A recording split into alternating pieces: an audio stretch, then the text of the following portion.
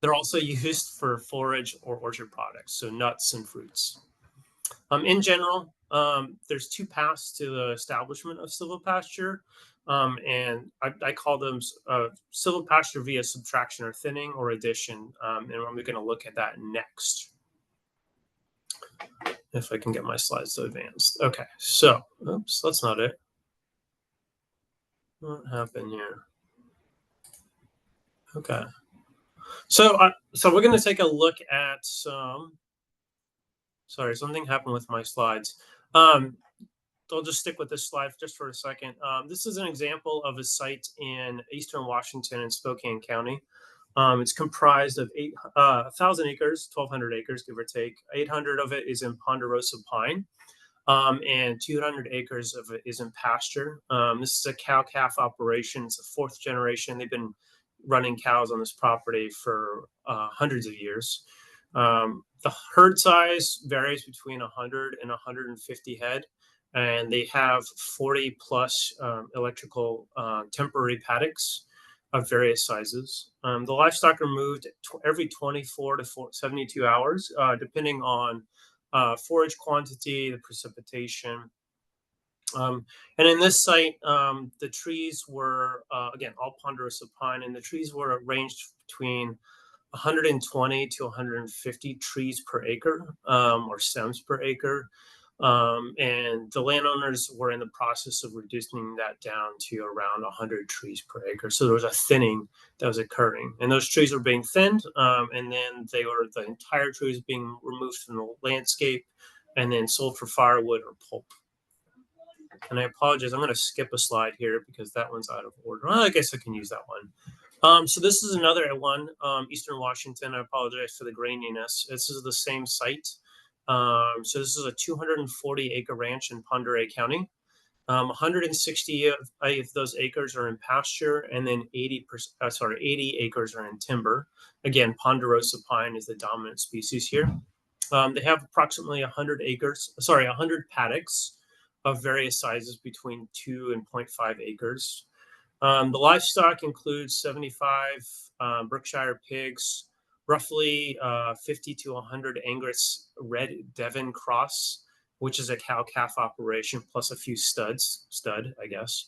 And they also had some sheep grazed on site for a little while, about 25 sheep. And this site had a younger age class of ponderosa pine, because you can see that the pigs are, well, they're big pigs. They're relatively large. The pines are relatively small compared to the pigs. So there were roughly around 250 trees per acre, so more trees per acre than the last site. And then this site was thinned down to 120 trees per acre, and then they pruned. And we'll get into pruning a little bit later, but by pruning, they're taking the lower limbs off, which allows for greater sunlight infiltration down to the forest floor. Okay, this is the one I thought I was going to do next. So we're going to jump to the west side of the state. Here we've got a 20-acre farm in San Juan County. Excuse me. 12 acres of it are in orchard, and the orchard is consisted of Asian pear, kiwi, and filberts. And then 9 acres of the site are in timber, and that's a host of trees with predominantly Douglas fir, mixed within a little bit of red cedar, Gary oak, some madrone, lodgepole pine, hooker's willow, black hawthorn, and English hawthorn as well. The herd size is of approximately 20 to 25 ewes, and the landowner has 26 temporary paddocks, again using electric fencing, and we're going to look at that in just a little bit. And the paddocks tend to be about 0.5 acres. Now this site, also they've improved the forages, so we have several types of clover, chicory, orchard grass, and plantain that was integrated into the site and by direct seeding. All right, we've got one more site here. This is a 5-acre farm in Skagit County, and I found out some information that I didn't know about the site previously, just yesterday. This is a 3-acre irrigated silvopasture, meaning that they actually not just irrigate the trees, but they irrigate the entire pasture. And if you guys can see my cursor, there's a sprinkler system irrigation. So not just the trees are irrigated, but the entire pasture is. New information. The silvopasture is comprised of chestnut and hazelnuts. And then there's an additional 2 acres of pasture that are being converted into silvopasture. Sheep are Suffolk cross, so they're grown for their meat, not for their wool. There's approximately 7 to 10 ewes on site, and then they have about 14 to 20 lambs birthed every year. And the lambs, once they reach a certain site, they are exported off-site. Approximately 7.5 feet per between the spacing of the trees, and then approximately 20 feet between the rows of the trees, and each row is approximately 300 to 320 feet long. So cool site there. And then I have a video here. It's going to be grainy, and for some reason the video isn't going to come through, so I'm just going to narrate with this. So this is the silvopasture site in Skagit County. So here's our chestnuts right here that are 10 plus years of age. And the sheep are hanging out underneath there rather than their preferred shade structures. Well, we'll see in a little bit. They're using some electric fencing right here between the tree rows. And the ewes right here, this is before they've given birth, tend to graze this alleyway of 300 feet for about 24 hours.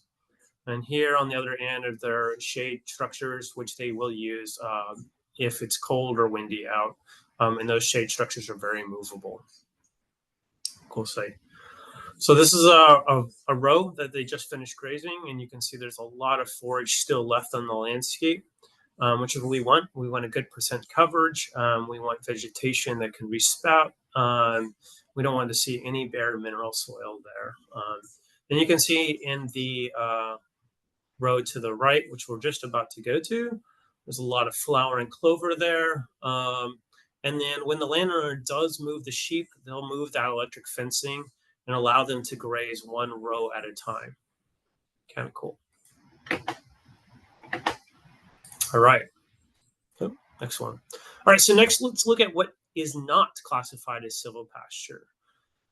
So this is an example in Washington, an undisclosed site where the animals are enclosed and their movement is not regulated. So they're just hanging around in a given area. They're not moved at any specific time, if at all.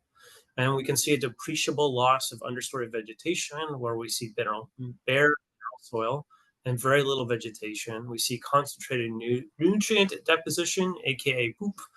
And this can lead to a lot of issues. It can lead to nutrient runoff, soil compaction, and also allows for the increased potential for an invasive and or exotic species. So not silvopasture. Here's another example or two of a non-silvopasture site where we have limited overstory management, or we have trees that are just really thick, and thus that decreases forage growth and also decreases the carrying capacity of the livestock. There's limited or no regulation of livestock movements, which increases soil erosion and decreases tree viability, as noted in this right-hand picture where we are actually starting to see tree roots. Finally, this is also a non-silvopasture site. This is in the Blue Ridge Mountains in Washington State, where there is absolutely no management of the understory or overstory vegetation, and there's no regulation of the livestock. These livestock are allowed to graze between late April all the way through the end of November, and they can go wherever they want. And there's lots of literature that has noted that this type of forest and grazing management leads to increased high severity fires and increased establishment of both invasive and exotic species. And just for fun, I'm going to let you guys take you just a few seconds and see how many cows you can see in this picture. And so for fun, there's one there, there's a second one, and the third one you probably didn't see is a black cow kind of hiding in the shade right there. So they're 10 feet away. All right. So those are some examples of silvopasture versus non-silvopasture. So now we're going to look at how the establishment of silvopasture occurs in this region. And typically there's two trajectories that I've seen. There's pasture to silvopasture, and this pasture to silvopasture might include cropland or just pastured areas. And then there's a forest to silvopasture. This is an established forest stand that is thinned to a silvopasture system. Oh, I guess I'm supposed to tell you that this site was not taken in Washington. It's actually in Western Idaho. Don't tell anybody. All right, so steps for establishing pasture to silvopasture. Gathering your team. I think this is super important. One of the things that I've noted in Washington and other parts of the United States is it takes a team of specialists, whether that's an orchard specialist, a forage specialist, a forester that comes up with a forest management plan. You might need a soil specialist as well. And the challenge of silvopasture is because it is such an interdisciplinary management system, and it does require somebody with a broad range of knowledge and or a team of specialists. Conducting a site assessment is very key. Site assessment really depends on the site, but some aspects that I would suggest is determining site productivity, looking at resource concerns such as erosion, potential for fire, water, access, also appropriate size and location to justify grazing. And also another one that I call fence ability is, can this site be fenced easily with either permanent cross fencing or electric fencing? Next up is selecting trees that are appropriate to the site conditions. I know in Eastern Washington, there's a real big push to include honey locusts because it's a great fodder tree for livestock. It's a really adaptable tree. There's not a lot of information that I'm aware of as whether this tree is appropriate for Eastern Washington or Western Washington. So we want to select trees that are good for the site, but also good for the intent purpose of the tree. So whether that's shade, timber, non-timber, fodder, fruits or nuts, those are all considerations that we should take into consideration before planting the trees. Next up, determining the configuration, north-south orientation if you're planting in rows, on contour, and then determining stand density of the trees. Stand density is not just only a consideration of the tree, but it's also how you're going to manage the trees in the future, which comes up to the next point is just short or long-term management plan. This might include livestock exclusion, how you're going to manage protection of the tree, if you're going to be doing weeding around the tree, if you're going to be irrigating, how you're going to be protecting from voles and wildlife. This site right here also had a lot of elk.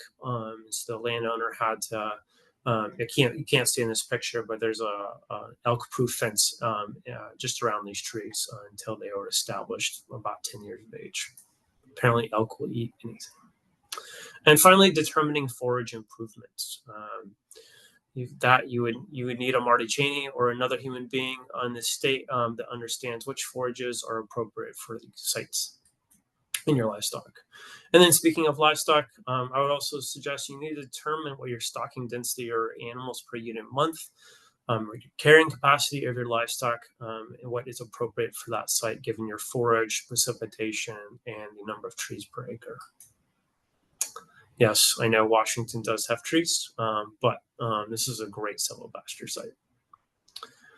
All right, so another element that I want to talk about in terms of protecting trees is the technology around that. And I'm going to give you a few more examples, but I wanted to go back to this site in San Juan County where the landowner is using several types of tree protection. The first is these tree tubes, which you can see these plastic tubes around the tree of various heights. And these are great, and they have some pros and cons. They're really great for if you have a lot of vegetation around the tree. It's great fall habitat, especially if you're using wood chips or straw or hay as a weed suppressant. However, these are really great for protecting your trees from your livestock. The other thing that's happening in here is there is a hot wire that's adjacent to the irrigation line, and hopefully you can see my cursor right here, but there is a hot wire right there on both sides of the alleyway where the livestock can go underneath it, and they're allowed to graze multiple alleyways if needed, but it keeps the livestock away from the trees and keeps them from girdling them. Here is another example, same site, and I'm going to try to do my best to describe this. What the landowner's done with these Asian pears is they've created a V trellis. So as you're getting lower and closer to the trunk of the tree, the hot wires are very close. And then as you go up vertically, the hot wires on either side of the tree extend away from in a V formation. And what this does is not only protect the tree from the livestock, but it protects foliage and some of the fruit that might hang over. And while the sheep may gain access to some of that fruit as it droops down, certainly does protect the trees from getting grazed on by the livestock. This is an excellent example of tree protection. Here's some other examples from around the region, from around the US of tree protection. Number one right here, we have a tree tube surrounded by some temporary fencing secured by zip ties, and there's no electric portion to this. Number two, we have electric netting, which is really great for smaller animals, not necessarily cows or alpaca. Great for turkeys, sheep, and sometimes pigs. Number three, excuse me, is a tree tube with a single poly wire connected to the tree tube with a zip tie. And what this does is keeps the tree tube electrified, and it can be adjusted by height. And so these are folks out in New York, actually, and they liked this system for cows specifically, as it keeps the cows from going in there and trying to chomp those new leaves as they're emerging from the tree tube. Number four is a tree tube with a stake and with barbed wire around it. So this is another example of a non-electrified tree protection system. The issue with this is if a cow tail catches that barbed wire, they can pull the barbed wire right off, and they'll yank down the tree tube and the tree.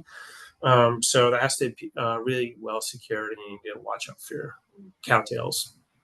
And then number five, these are called living fence posts back east. And so what you have is a tree with some insulators and hot wires that are connecting the tree, the insulators to the hot wire. And you can see two hot wires at two different heights.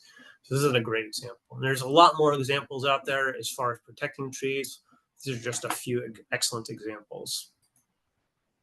All right, so now we're going to move on to forest and silvopasture.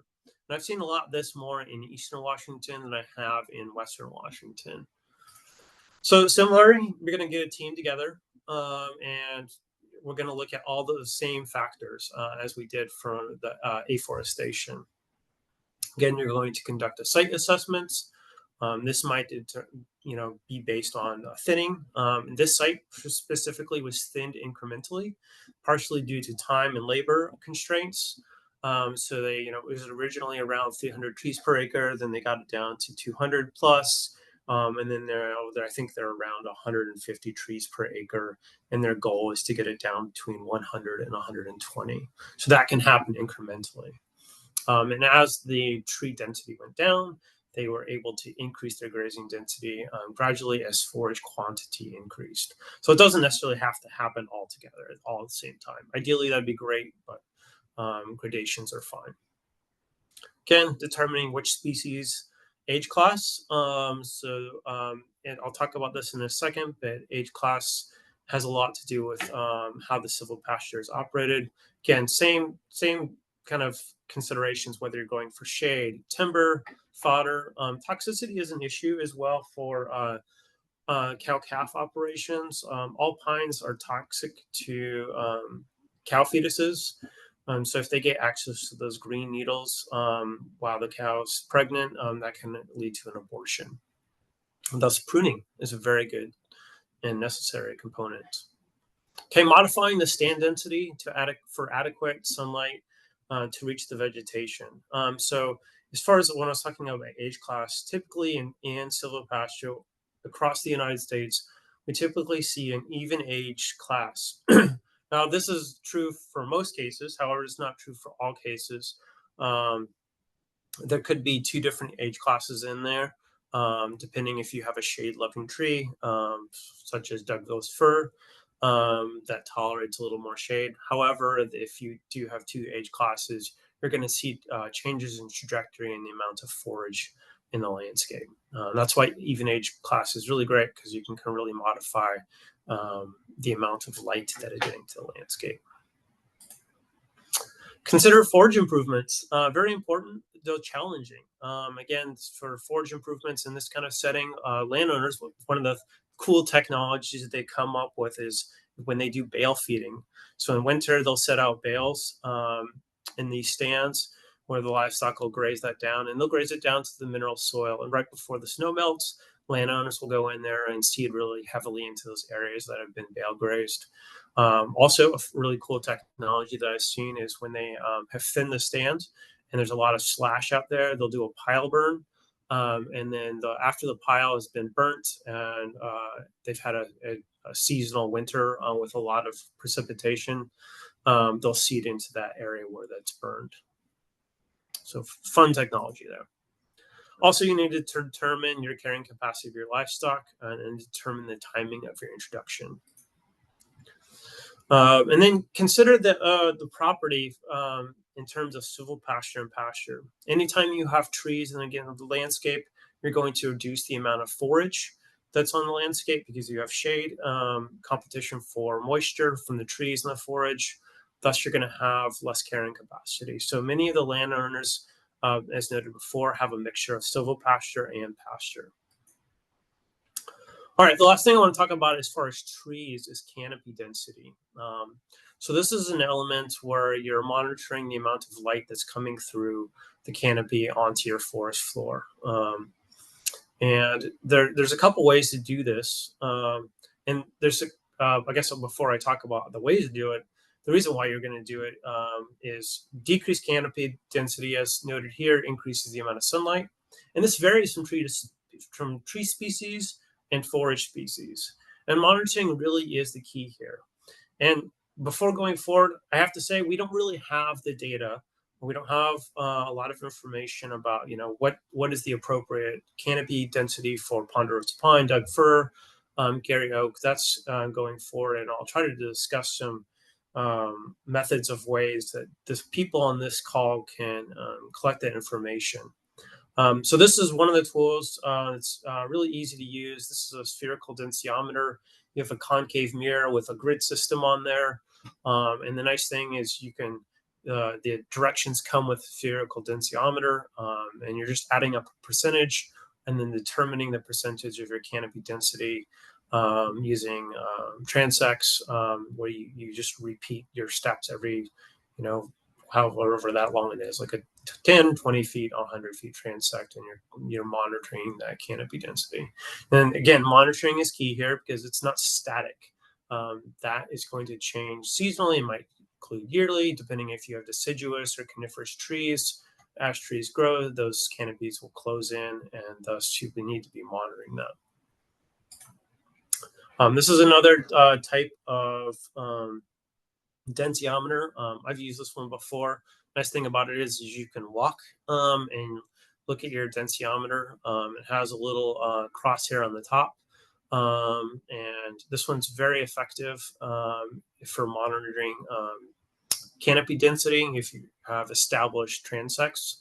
And the nice thing about it too is it's really cheap. It's just literally a piece of PVC pipe with two mirrors on it. Super easy to use. It's cheaper than the spherical densiometer, and there's been peer-reviewed studies on this showing that it gives you the same amount of data.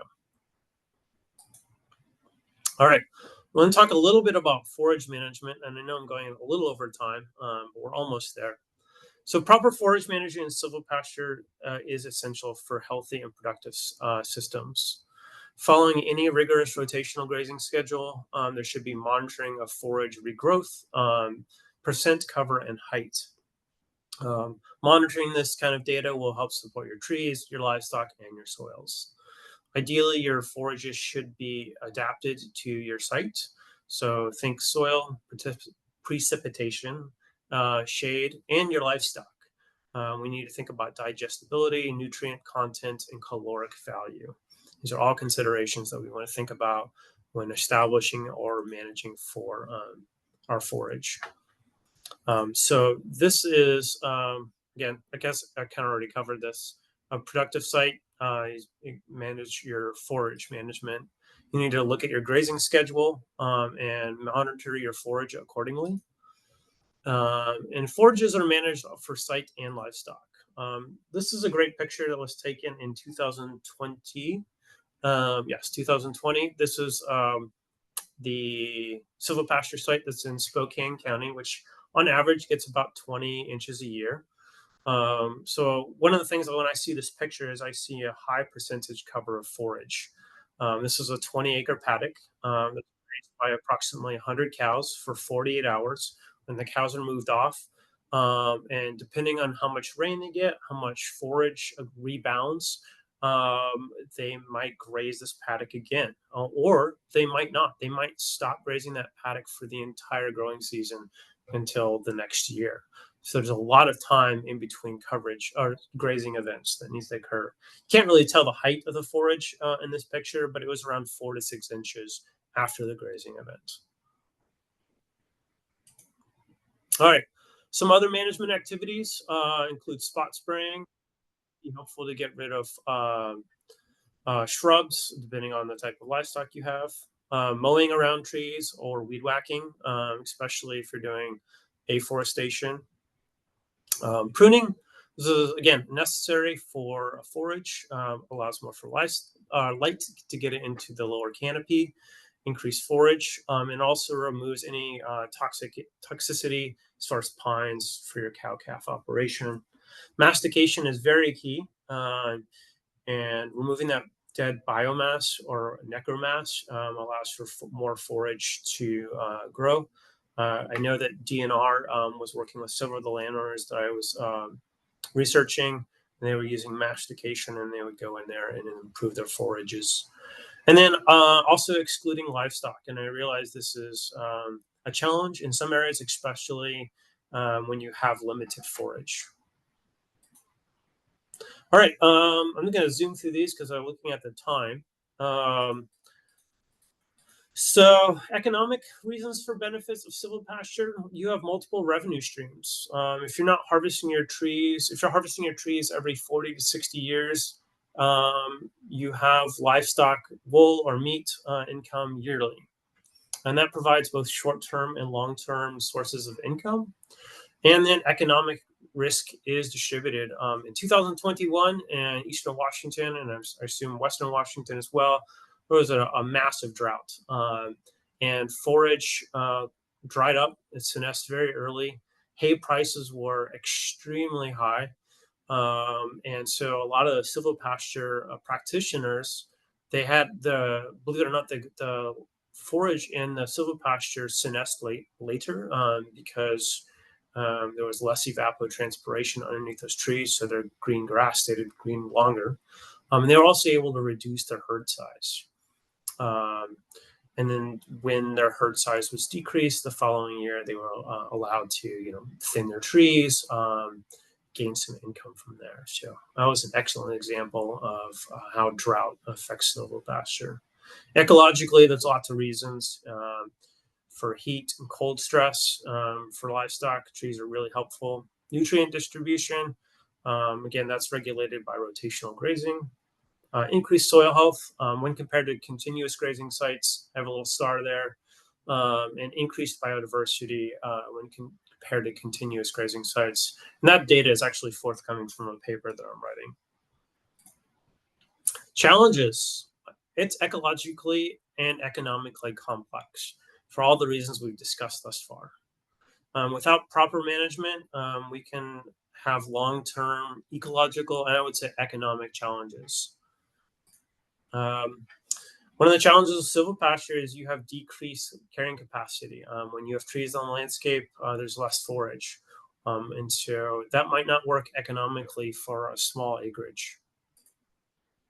Unfortunately, in this area, we have few regional examples. We're hopefully working towards getting more data, collecting more data, and getting some more information out there to professionals and landowners. This has also been brought up in this group before, but this may have considerations for tax and land use. And so working with conservation districts, county tax assessors is going to be paramount. It requires a highly skilled manager. These are managers that have 10 plus years working with trees, livestock, and forage.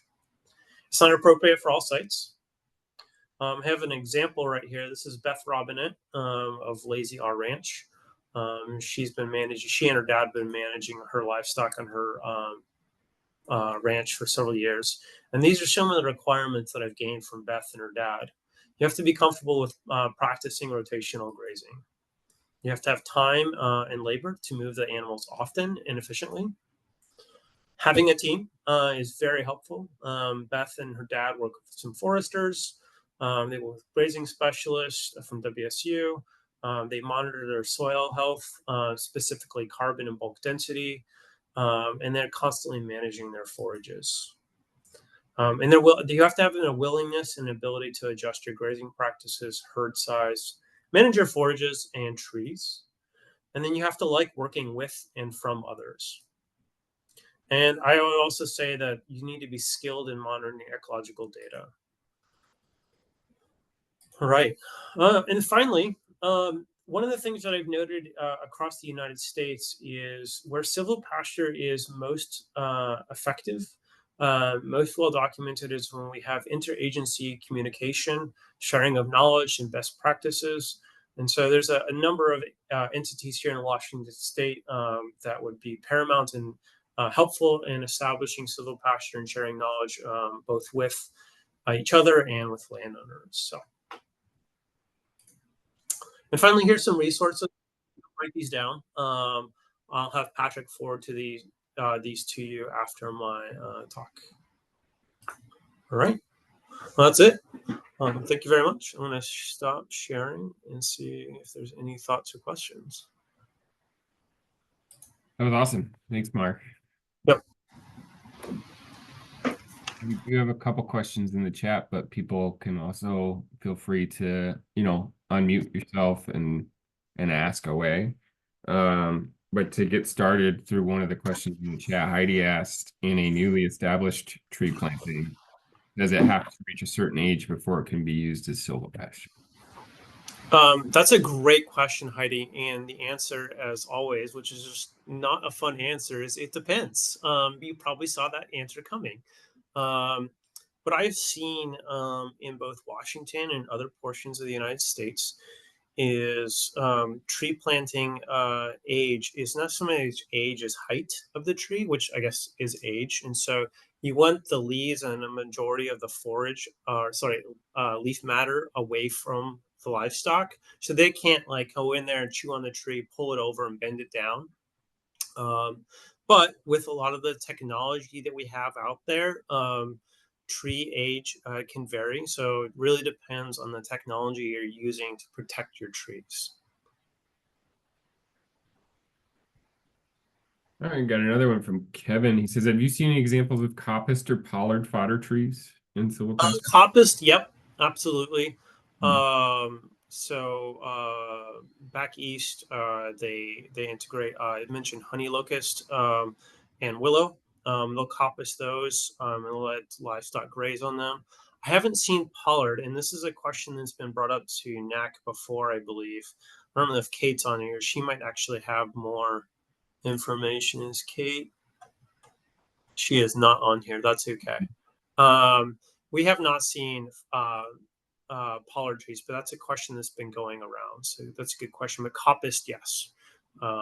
So that's a fun one to see. I believe there was a book published recently on coppice agroforestry, and I won't even guess who the author was. I knew it at one point. Carrie actually has the book, I believe. Oh, there it is. Hey, nice. Carrie, what's the title of that book, please? And the author? Coppiced Agroforestry is the title, and the author is Mark Krauski. I'll type it in the chat since I'm not pronouncing it well. Thanks. So you got another one here from Dana. She asked, what about tree damage caused by the livestock from rubbing or horns? Was there much of Yeah. that? So I've seen that in Eastern Washington and other portions of the United States. Excuse me. So rubbing is an issue, and that's why we need tree protection, especially for young trees. The trees can be girdled even by rubbing. I saw a site in Eastern Washington where even a ponderosa pine of like 10 inches was girdled by the livestock, and they would just go in there and just itch themselves on there. And so part of that can be negated by using rotational grazing. So if the landowner is, again, intentionally and intensively managing their livestock, their trees, and their forages, you're aware of that happening, and so you move them off that paddock if that's occurring. Um, other technology that which is really great. If you ever go onto YouTube and you have some free time, there's some brushes that you can actually put on the landscape that cows are designed for cows. I think they're called cow scrubbers, but they're actually these really bristly brushes. And you put them on the landscape, and the cows can just rub up against them. And it actually decreases the prevalence of cows rubbing against trees, which is pretty cool. Are there animals that are more inclined to girdling trees than others? And is that also related? I've heard like sheep are pretty can do that, but that it's actually tied to Sheep, parasites. And so that goats, cows, they can all girdle. I'm sure pigs can girdle too. Yeah, I wouldn't say there's a prevalence necessarily. Um, it's just based on how the livestock are managed in the landscape. I've seen sheep. One of the sites that I previewed in my presentation, the sheep were really trying to get at those pears, and they would just girdle all around very delicately. But they would remove the bark and the cambium off of the vines and trees. So that's another reason to use technology such as hot wires or tree protectors or tree tubes. Yep. Lindsay, feel free to unmute and ask a question. Hey Mark, Let's see. how you doing? Hi. So in my experience on the west side, like with I think my question is going to be applying to like poison toxic plants to cattle and whatnot, and ragweeds are really, really toxic and cause abortive issues or birth defects and death. And so, but I've also noticed a lot of times cattle won't even touch them. And while ponderosa pine and lodgepole are really economically valuable on the east side, do the cattle really eat the needles, or do they leave it alone, or do you have to manage for that? Because that was kind of a question I had when working for extension. I wasn't quite sure. Yeah, this is a great question. When I was in New York, the Brett Chedsvoy, who works for Cornell Extension, took us out to his silvopasture sites.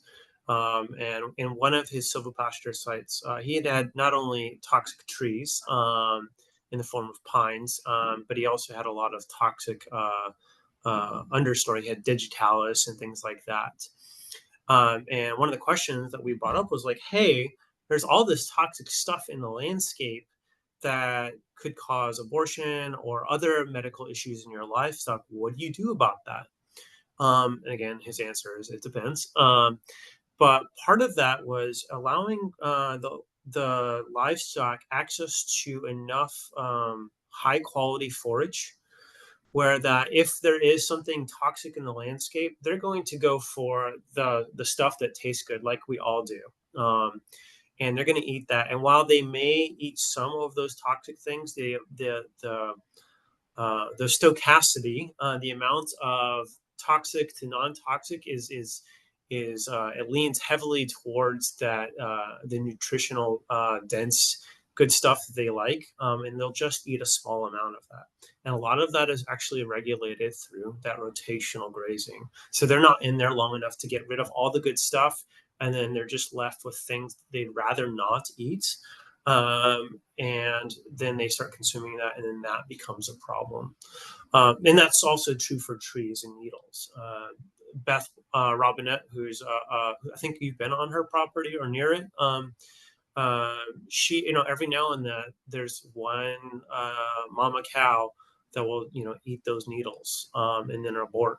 And one of the things that they do is they manage the herd. So if they have a cow that regularly eats those needles, that cow is removed from the herd. So it's monitoring for behavior as well as, movement. So, yeah. Good question. It's good to see you, by the way. Yeah, back on the east side, and so if you need help with anything, I'm Cool. here. Let's see. I see Heidi's question. Does each paddock have its own watering facility and troughs and pipelines? It's a good question. In Eastern Washington, they use water troughs that are easy to bring around, and they'll use a water buffalo and just fill it up and monitor that. Usually has a float attached to it. K-pods are another thing used on the west side. So, movable troughs that are easy to move between rows. So yeah, I think there's lots of different ways. One in Okanagan County and what is that, north central Washington. I saw a landowner that had permanent cross fencing, and if you can picture yourself a plus sign, there was depending on which of the pastures they were in, they would have one of the gates open to the trough that was in the center of these the intersection of the 4 paddocks. And so he had that gate open so they could go to that permanent watering facility. And I'd probably have to draw you a picture of what that actually looks like, but he could open a pasture, and then they would go through a gate associated with that pasture to the permanent watering trough. So there's lots of different ways around that. Lots of good technology out there, and also very low cost technology. Yeah.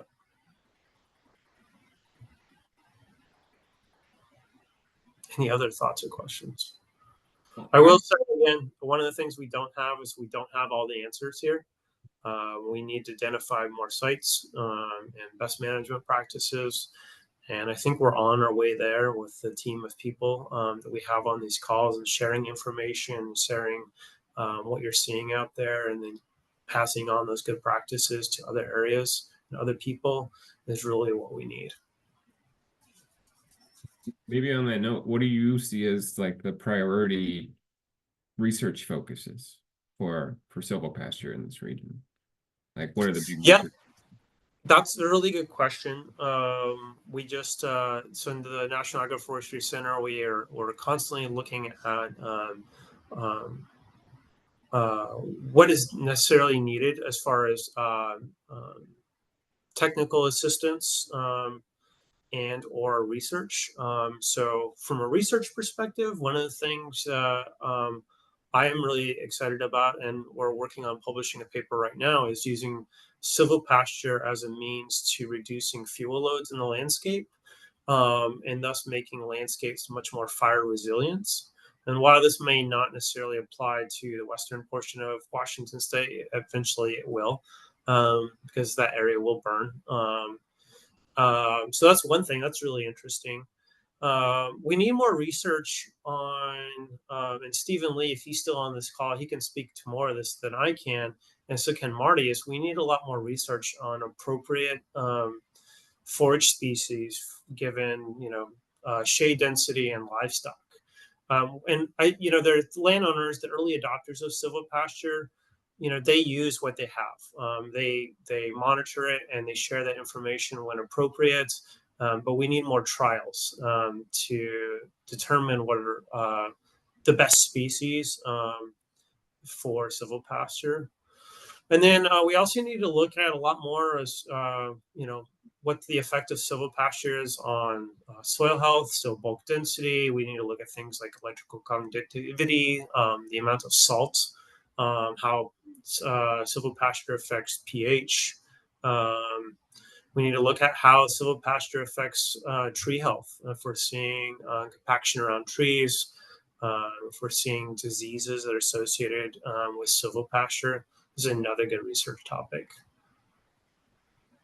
Also, Heidi had a follow-up question on paddocks. I guess it's not really a follow-up, but is it necessary for silvopasture to have associated open pasture for extra forage? No, it's not necessary. Excuse me. There are a number of landowners in other regions of the United States that use 100% of their land as silvopasture. So there's no pasture set aside. However, those are areas and regions that receive a lot more precipitation. And so their forage is not as limited by precipitation as our region is. So I think the balance there is, knowing your carrying capacity of your livestock. From an economic perspective, if you're a small landowner and you want to use your 20 acres of Douglas fir on the west side, and you want to have your sheep, let's just say, out there, well, the amount of forage that you're going to have available to those livestock are going to limit the number of head that you can have on your system, on your silvopasture system. So you're decreasing the amount of economic streams that you have. Basically, you have less livestock per acre. That's why I see a lot of landowners having that blend of silvopasture and pasture, is because it allows them to have more livestock per acre. And it also gives them a little bit more flexibility on the rotational grazing. The livestock are going to be out in the pasture longer than they are going to be under the silvopasture system, because they're going to eat up that forages under those trees a lot faster than they are in the pasture system. But again, it really depends what's available. The site out in Skagit County that has the chestnut hazelnut that's irrigated, that's gonna, because it's irrigated, the water is not an issue for forage, so that forage is going to regrow very rapidly, and so they're converting that entire site to silvopasture. So it really depends on your resources, your precipitation, your forage, and your economic goals, I would say. Also, follow up on that, Mark. Is there also, a balance to be considered with the tree crop that you have within your system and the economic return on that tree crop as well, right? Where you might have reduced production in your livestock, you might have extra production with a fruit crop or a nut crop or a timber crop. Yeah, absolutely. So it may not be just that we're only decreasing production, but we're balancing with something else too. Yeah, and we have to think of that spatially across the landscape and temporally. Trying not to sound like a nerdy scientist here, but one of the things that we need to look at is, okay, so if my apple trees, for example, I have cider apple silvopasture, let's say, which I haven't seen yet, would be really fun to see. I know that as soon as I plant those trees, I might not get a return value for 5 to 10 years. Before I get the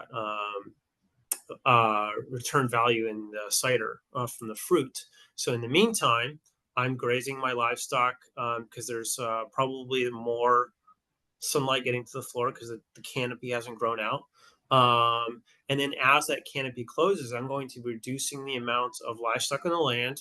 And then I'm probably going to be gaining more economic income from the apples in the form of a product like cider, or just selling the apples. So you're right, there is a balance that constantly needs to be looked at. I think a lot of people think of silvopasture in terms of establishment, but the next thing we really need to look at is the management aspect of it. So while establishment is key and we need more data on that, we also need data on the management side. We need economic data, and we need ecological data. Virginia Tech is going to be releasing an economic tool for silvopasture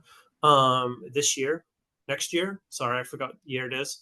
That will allow you to look at your tree density, your tree species, the labor it costs to install that tree.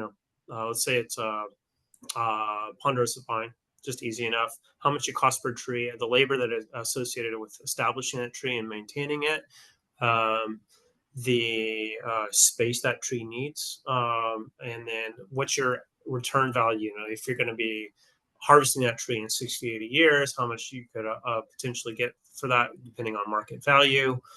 So we need more economic tools to kind of track that data, and that would help landowners determine, how they're going to balance their systems so that, depending on what you're managing for. So that's a really great point, Carrie. Thank you.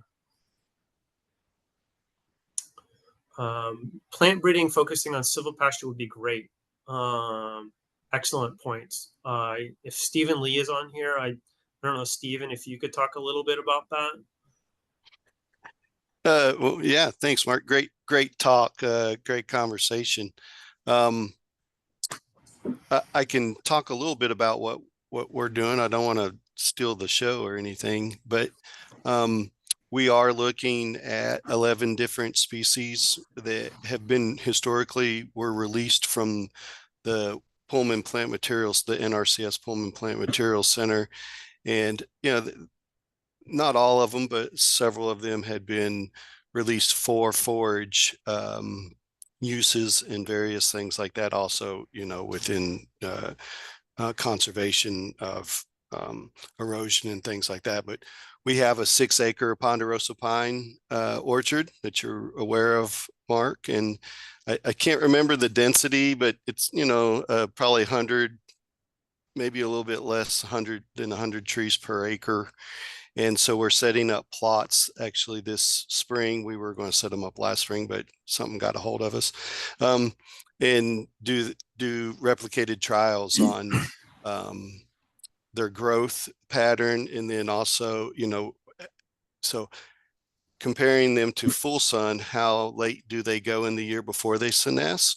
We already know by some pot studies, greenhouse studies under shade, that they do go longer and that they grow more tillers per plant in the shade. And so they'll seed later. And then we're going to take the biomass out of those and see if they are equal to what's growing in the full sun. And then also try to look at some forage values, protein, and some, we haven't really discussed all that, but like something like protein values in that as well. And then we're also examining kind of two things: single species and then mixes. We have some work that's being done with sandfoin, which was probably more appropriate for eastern and maybe central Washington than it would be for western. But the inclusion of mixes, legume species in those, with those grass mixes, really interested in those perennial legumes and how do those stands persist over time. So if you have let's just say a 20 or 30% ratio, does that stand persist over time? And so those are long-term studies that we're moving into. To answer the question about plant breeding, we are selecting, we will be selecting and collecting germplasm and doing the same sort of test with those germplasm and selecting. Great. Thanks, Stephen. Yeah. And if you all, maybe Stephen, if you could post your contact information, if you're willing to, in the chat, and then people can reach out to you if they'd like to learn more. Again, what Stephen's doing with NRCS is absolutely necessary for good establishment and maintenance of silvopasture in Washington State. And while his research really is focused on Eastern Washington, I think we can replicate that those studies on the west side. Yeah. And I see Joe Williams is on here as well. Joe, I don't know if you want to speak to anything else related. No, great conversation, Mark, and a great presentation as well too. But yeah, just echoing the work that Steven's doing out of the Plant Materials Center. I think it's going to go a long way for moving things along, especially in regards to some of the plant releases that are already out there and being able to utilize those and into this aspect. So no, thanks, great job. But I also want to recognize that the conservation districts are key for silvopasture and agroforestry adoption. I know Thurston County, Thurston County Conservation District and Snohomish County Conservation District have been super helpful for me as a researcher, along with other conservation districts, to help identify silvopasture practitioners and sharing knowledge about best management practices. So, again, I want to highlight that last slide that I posted is landowners, if you're on here, you are scientists in your own right. I haven't met a landowner that doesn't know their land very, very well. That prolonged observation is super key. And then having NRCS and conservation districts collaboratively sharing that knowledge is key. What's been seen in other portions of the United States, that's kind of the formula that we need. So while we have more answers right here, I think it's an interesting time to be exploring silvopasture and agroforestry systems in general. And if you're daunted by the enormity of all the questions that are out there, don't worry. There's a growing number of people in this region that have information and or can direct you to the correct person. And the other thing that I would recognize too is the people that have silvopasture in Washington State, those are early adopters. They've made a lot of mistakes that we really haven't documented necessarily. No doubt they have overgrazed. No doubt they have had to thin their trees more, or they've had damage by livestock, going up and girdling their trees. And so the systems they have in place aren't static, and they're not just a one time and it's good to go. They've learned a lot. And I think there's a lot we can learn from these landowners as far as learning what they've done, the trials and tribulations that they've gone through, what has not been successful, and then moving forward to what they're doing right now, and then asking questions like, okay, what is it that you need? So there's a continuum of knowledge here that I think we can draw from. Awesome. Thanks, Mark. Really appreciate you presenting. And yeah, Carrie, we're at the hour. Do we want to switch to the next part? Yeah, I know, if some of you have to drop off and continue on with your day, that's great. But if you can stick around and just have a little networking time, I think that just to have more conversation and we can talk more about silvopasture or other things. I know Patrick has a little slide. We've got a few things to mention to the group. But I'd love, if you're new, if this is your first time attending one of these work group meetings, if you could, if you're willing to kind of turn on your camera and maybe introduce yourself. And if you're not new, if you've been here before, if you just want to give like a little introduction in the chat, and that's just for interest of kind of time, kind of who you are, what your organization is, maybe how you use or how you're integrated with agroforestry in the chat. And then if some of our new folks want to introduce themselves, and then we can move into more discussion from there. So do we have any brand new folks? I can Great. jump on here real quick, Carrie. Fabulous. So I'll see if my camera will work today.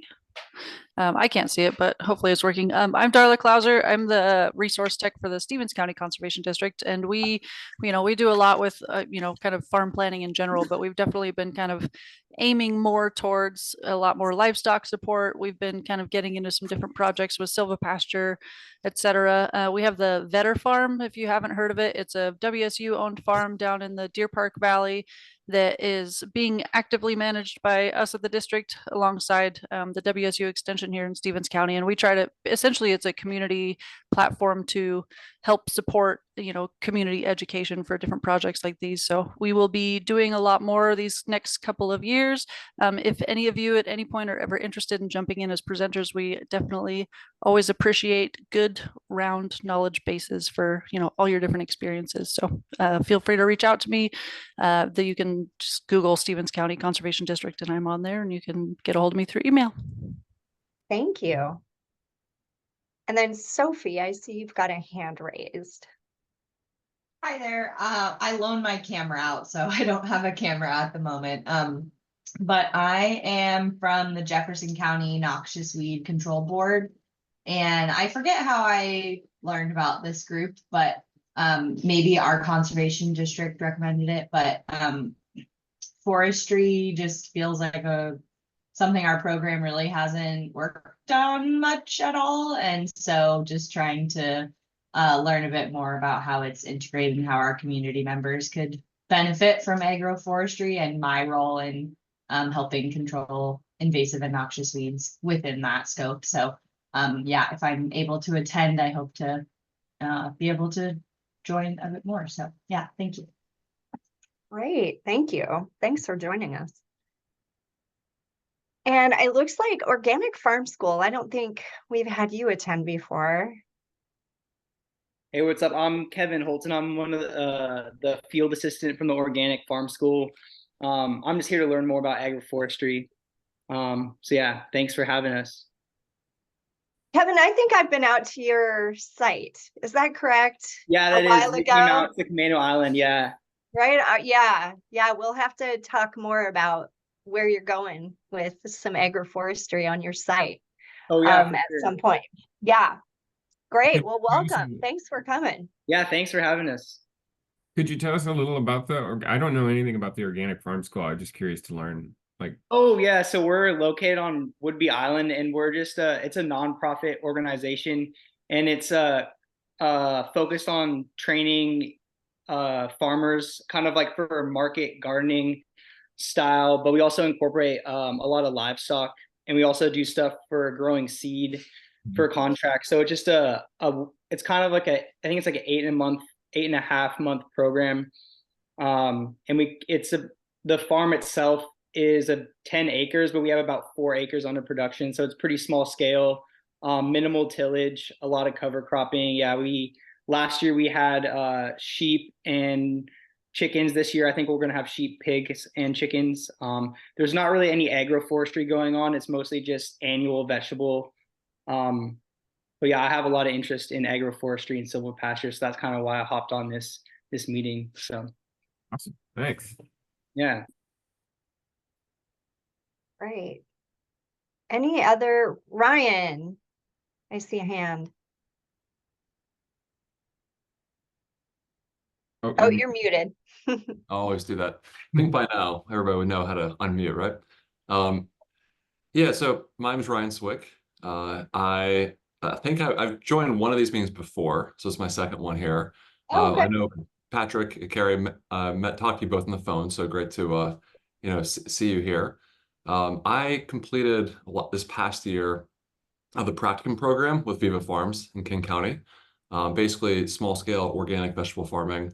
And I was kind of thinking about like what are my next steps here that I want to take, and so agroforestry is definitely an area I'm looking to explore and just like learn a lot more about. I think like my longer term dream might be starting more of a perennial based farm, nuts, fruits, etc. And it's kind of was curious about that intermediate gap of like from the launch point to when you actually can maybe get yield and production from the nuts and fruit trees.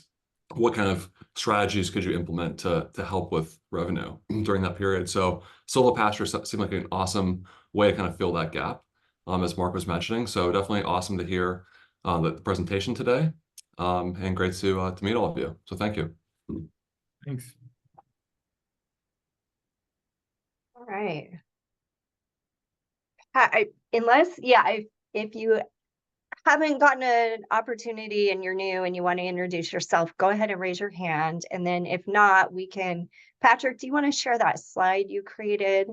Yeah, just got a few updates, figured easier to look at them than. And you can also see Agroforestry New Northwest brand new logo. This is our new logo, everyone. So Hot off the press. this is, yeah, the first time anyone's seeing it, I think. Yay, our pretty new logo. Yeah, so I thought we just did the first part there, but I just was gonna try to structure this roundtable portion a little more in terms of updates and kind of divide it up by like grants, events, and upcoming opportunities and stuff like that. But if people have additional stuff to add to this, that would be great, or questions, we can talk on this for a while, and then if there's time, which we're kind of getting towards the end, so maybe there won't be, I have a discussion question on the next slide to just kind of jog our brains a little. But so there's a couple open grants right now for agroforestry. One is the Infrastructure Reduction Act, this forest landowner support program. I have links for all of these that I'll drop into the chat. So that's more for like state agencies and universities that are eligible for that. Nonprofits are eligible for that as well. It's kind of a bigger federal grant, but it's something to consider, and they're accepting applications on a rolling basis right now. It would be really good for a forest farming proposal, and we're actually kind of in the works on something on that. But this one here is producer-led. This is a TILF Alliance program, the Washington State Organic and Sustainable Farming Fund. So the RFP doesn't call out agroforestry specifically, but it definitely sounds a lot like agroforestry in the language. So if you know landowners, or if you are a landowner that has a project that you want to get funded, this is a really good program for like implementation, like getting stuff into the ground. And I don't know, Carrie, have you ever applied to one of these? I have helped landowners apply to this before. So yeah, I think this is a great opportunity for getting some funding to put in some agroforestry type of system on your land. If you're a private, if you've got a farm that you're wanting to get some practices started on. Agroforestry absolutely fits the bill of what this funding is for.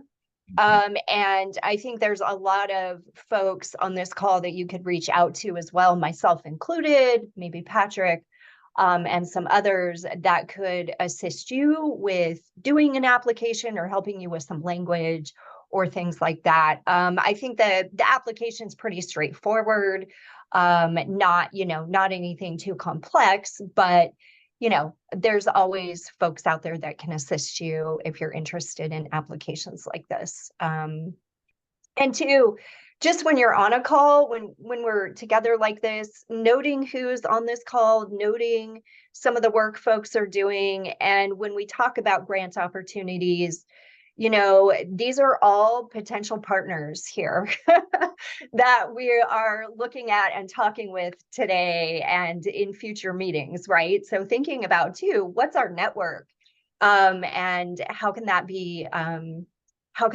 utilized towards some of this grant funding? So if you've got a certain practice you're super interested in, or some kind of research question that you're really interested in, just taking note of kind of who the network is here and how that might fit in on some of these grant funds.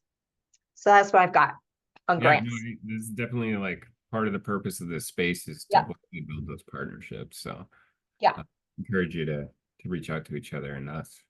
And then there's a few upcoming events I think might interest people. The University of Missouri Agroforestry Symposium, they do this every year. In January, it's the 17th this year. It's virtual, and there's a lot of really good information. It's not region specific, or it's not specific to our region, I should say, but they are focusing on silvopasture. So, there's some additional information to glean and complement what we learned from Mark today. So I really enjoy that program a lot. There's a lot of good practical information. If you're excited and willing to go to Costa Rica, the National Agroforestry Conference from the Association of Temperate Agroforestry, They're hosting their biennial conference in Costa Rica this year. I can't go as much as I want to, but some of the sites that they're going to visit there, I'm really jealous. So if you have a wild hair and want to go to Costa Rica and Peru, I strongly recommend this. And I put all the links in the chat, by the way, for registration for some of this stuff. And if any of you go, then come back to one of these meetings and share your experience with everyone. That'd be a great as a presentation. I'd love that. It would, yeah. If you live in Thurston County, we're going to be doing some agroforestry plantings in February. We don't have the details yet, but they're going to be kind of volunteers. It's going to be like a workshop / volunteer opportunity. So we're going to put some trees in the ground and learn about agroforestry. So if you're in this area or outside the area, it's going to be in Yelm. We just don't have the dates picked yet. So I can keep people posted on that as well. And then our next work group, we're going to do something a little different. We're going to mimic the, if you've ever been to the Savannah Institute's annual conference to do these nutshells where everyone shares 5 minutes, like what your interest in agroforestry is, or if you have a project, an agroforestry project, an agroforestry system, an agroforestry idea, whatever, talk about it for 3 to 5 minutes. And we're hoping this would be a way for us to get a little more in touch with what everyone else is doing, because we just have so much talent in these work groups. So that's the idea, and I'll send some emails about that to prepare folks, and but something to think about for February. And then Carrie, I included this, you mentioned it, but the San Juan Island Ag Summit is in March, and I think we're going to be presenting, right? Some agroforestry stuff there. We are, yes. We are going to be doing a presentation. So yeah. So wait out. And no, I don't think registration's open for that yet. But and then last, there's this job opportunity, in case anyone is interested. I just thought I'd share. The Tilth Alliance is hiring a farm program manager, and it certainly would be great to have someone in that position that is pro agroforestry. And I have that link in there as well. So yeah, that's all I have for updates. If there's any questions on that, I could try to field them, but really the information is mostly in the links. And I thought there's also a space too, if anyone has a new agroforestry project that they're excited about, not necessarily new to this group, but you've got a new project that you want to share, we could have some space for that. There's only about 10 minutes left. So Carrie, I don't know how you feel about getting into the discussion question, but I think maybe we can throw the discussion question up there and just kind of open it up for if anyone else has some additional announcements or knows of anything that they want to throw on the board here. Yeah. If anyone has a project that they want to talk about or introduce or ask a question about. And then, if we want to throw up the question, and we may not be able to get into a big, deep discussion, but I'll throw it out there. This is, this was an attempt for us to just, again, really utilize all the talent that we have in this work group and gather people's experiences and use it towards sort of collect some data, frankly, on these big questions about how we can improve agroforestry adoption. So I'll just kind of leave that there to sit for a second. And again, too, as Carrie said, if you don't want to talk about this, but you have like a new agroforestry project or a different question, you can feel free to chime in, and unmute or type away in the chat. Both are welcome. And it looks like Marty asked, the recording will be available hopefully by the end of the week, although some of you might have caught that I turned it on until about 5 minutes into Mark's presentation, but that will be available soon, Marty, and I'll send that out in like a few days, hopefully, at the most. Nick, it sounds like you've got something. Feel free to unmute. Yeah, I didn't know if Margaret already shared it with the group, but we had another Silvopasture project funded through the commission that we're working through, doing drone flights throughout to kind of monitor and watch landowner has indicated that they're willing to share, but they just kind of want to wait until they see the final results before they kind of put the pen to paper on the consent to disclose. So that's pretty exciting. You know, just like Mark brought up, working as a team between foresters and farm planners, and it's great. I love the team ups. And then sorry, busy day. And then we just wrapped up a pretty big project with Squaxin Island tribe doing a native foods agroforestry planting for the harvestables in the understory. So that was a fun project that we partnered with their Salish Roots farm on, and did about a half-acre of planting of salal and huckleberry, and whole long list. And so I, making use of that indigenous knowledge was a fun learning opportunity that we could just bring resources to the table on. Yeah, that's awesome. I have a lot of questions about both of those actually, but I don't know if you can. Well, the Silvopasture landowner, I'll table that since it sounds like there's information you can if it was most people, but about 10 years ago there was a bit of a hiccup, so we're going extra cautious, but they're a great cooperator. And I think I've spoken to you about them in the past because they've been doing maple syrup for about 15 years now. Oh, it's the same folks. Yeah, I really want to meet them sometime. Yeah, I mean, above and beyond, Margaret went out and did her surveys, and he went out and bought a wood miser mill to make use of everything he was thinning. And so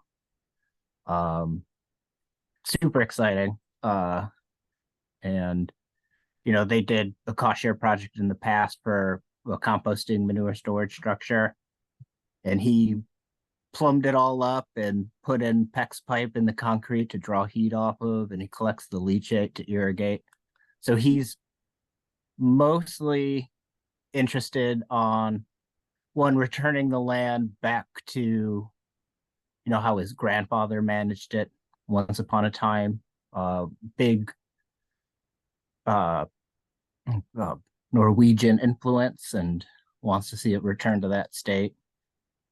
Currently it's been used for overwintering, and but it's also the drought. So it was really interesting to hear that part of the talk today, to know that it is something that can alleviate some of those concerns with producers. Yeah. So exciting. Great. Thank you. Yeah, maybe more to come, lessons learned and some of that. As we move forward. Marty, looks like Marty has her hand up. Yeah, I just had a real quick question. I was wondering, Nick, what kind of survival you're getting on salal? When we tried some plantings with it about 20 years ago, we were getting really low survival. So have they kind of overcome those challenges? So it's been about, I want to say 3 months, maybe, since we wrapped up the project. Our first plants went in over summer. Part of the arrangement we made was that they would, water, irrigate, and tend to the plants. I think we did over 2,500 plants, and we've got over 90% survival when we inventoried a couple weeks ago. But again, it's also their community farm garden space too, so that there was active management of the plantings too, since they're meant to be utilized in kind of a harvestable state. So yeah, it did well. We put plant protectors on it, gave it the whole 9 yards. And yeah, it'll be interesting to see how many last the first year. Hey, that's your right. Yeah. We planted a bunch of Labrador tea. which was new to me. And so that's I was told those are extremely delicate as well. So I'm interested to see that. I don't know if anybody has worked with that or thoughts on that, but it was one of the top requested I didn't even know plants that by the we tribe. had this area. Well, we've got a topic for about a year from now when Nick can give a presentation on survival rates. Yeah. Oh, gee. Yeah, Start collecting exactly. lead We'll be reaching out to Nick for a presentation here. site visits.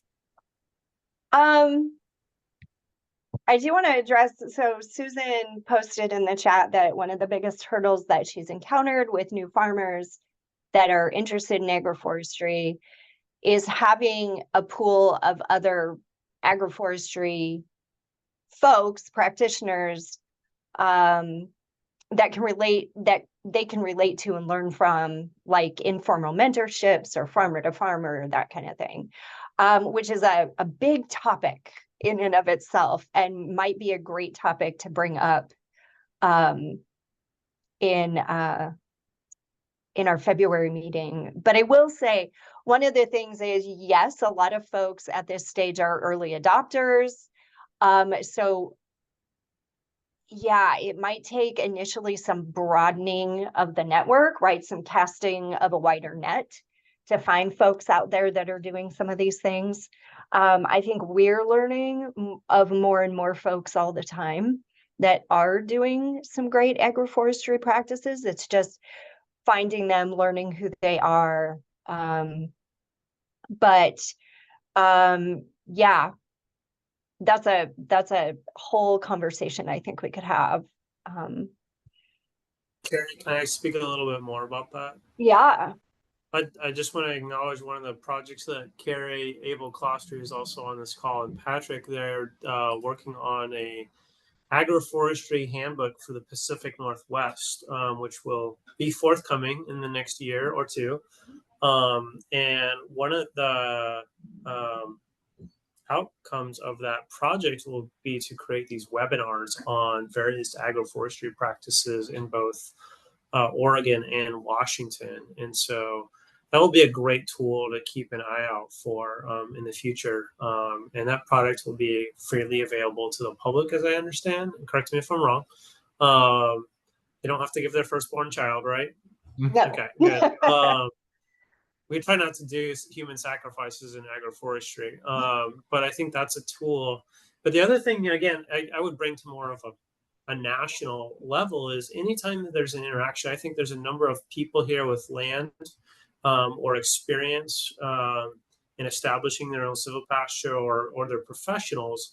And anytime we can weave a new network right there, I think that's super helpful. So, don't be shy. If you're the organic farm school and, you say that you just grow, CSA, but you might have land for like establishment of a windbreak or a hedgerow or something like that. There's an opportunity. Dana's on here and she's, potentially, going to establish some type of agroforestry or agricultural system there. So I think there's an opportunity there for this group to be a feeder for that. And that's going to promote agroforestry adoption wherever it's viable. But the other thing too is, while there is limited funding, it really depends what happens with the federal government in the near future. But I think people should keep an eye out on some of those resources. And again, there's a Abel and Carrie and Patrick and others on here really good at writing grants and have a lot of success in writing grants. And so, if you have the interest or you have the property, but you don't have money, reach out to some of these folks to, look at grants. Yeah, I think that's a resource that we shouldn't overlook. And also, not to tout NRCS, but NRCS is they have EQIP funding when appropriate for silvopasture systems and other agroforestry practices as they meet resource concerns. And so they can also be of great use for you when it comes to cost sharing programs.